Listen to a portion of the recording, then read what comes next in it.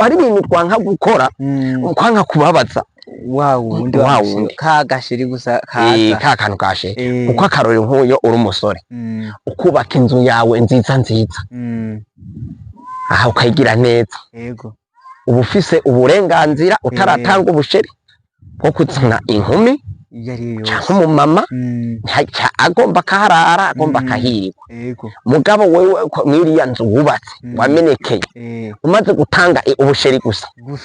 yumvise ngo muhira ngo yaciye ahamana ngo uwundi mukobwa atari wawe ni wawe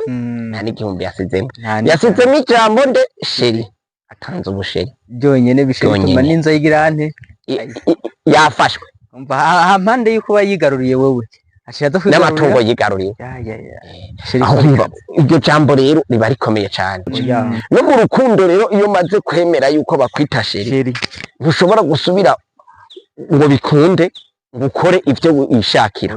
kuko dufata nk'abantu wewe kare wahora ukunda kuryamana n'abantu benshi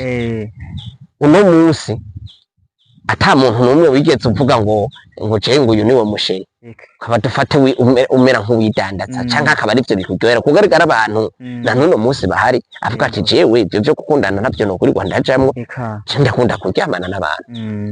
nukuvuga igihe cose yemereye ubusheri umuntu vya bindi yakunda birahagaze rero muri ico gihe bica bisaba yuko wewe ubibonye adasubira kubigira nk'uko yabigira uno munsi wampaye ubusheri nkaza mbona urundi rugabo ruhera gusoma hari utanze ubusheri hari ibihimba vyo ku muntu bidasubira gukorwako yego ari utanze ubusheri urumva ukemerera ubusheri umuntu yego ubwigenge bw'iwawe wabutakaye nk'ubu nta muntu yo gusoma agasantarari sherabona nivyo ukunda yofuma vyumva ku matwi naho yovyumva vyo mubabaza igihimba coco kirondoka ubuhungu n'abakobwa ico kiba kibaye umuziro ntusubira gukora kiba kimaze gukoronizwa naco nyene urumva na cane no ku gisusu